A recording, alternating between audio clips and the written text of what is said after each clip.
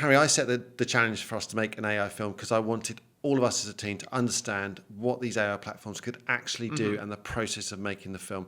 The first thing we did was come up with an idea. We did that ourselves. And then we wrote a new music track. We wrote original lyrics with the one, I wish it could be Christmas every day lyric. Put that into a AI platform called Suno, which could take a text prompt and create the music. Once we created the music, we then manually went through and shortlisted against the music so that we could get the pacing right. We then basically had like a blueprint for what we wanted to make. The next step was to design the world and the characters. We came up with all sorts of different character designs. Many prompts. Many prompts, and we settled on this papier-mâché style. We then went through and designed the environment, and then once we got that down, it was a case of then creating a start and end image for each video clip, which was a combination of Gemini AI images and manually photoshopping that. And then once we got those start and end frames, we then fed that into image to video generators. We used a whole series of them. That gave us a bunch of video clips.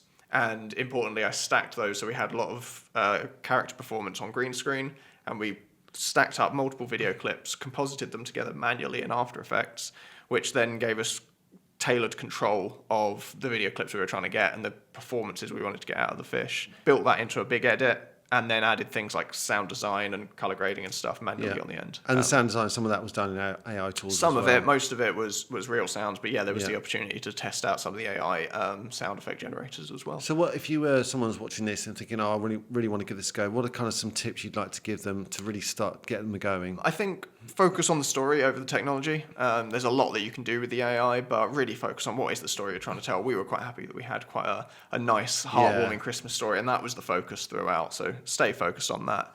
And secondly, just try to work with the AI. You're not going to get exactly what you want. So think of it more like a documentary where you go out, you get some footage, and then you work with that footage to build a story. So we knew the story we wanted to tell, but in terms of the way we got those performances and stuff out of the fish, it was working with what we were able to get to form something close to what we were trying to create. I think the other thing to say is it's a filmmaker's tool again, isn't it? Like all the tools that we use, it's a filmmaker's tool. This AI platform, we can't do it without the input from us as humans. Absolutely, yeah.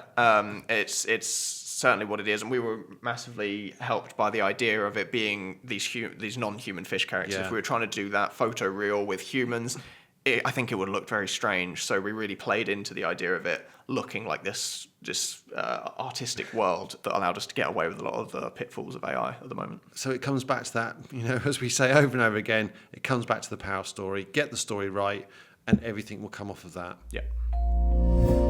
If you'd like to see a longer version of what we've just talked about, you can find it over on our YouTube channel and on our website. Link is also in the post. And if you haven't seen this frankly beautiful and heartwarming Christmas film, then take a look at the link below this and you'll be able to watch it in full. We'd love to hear your comments of what you think about it.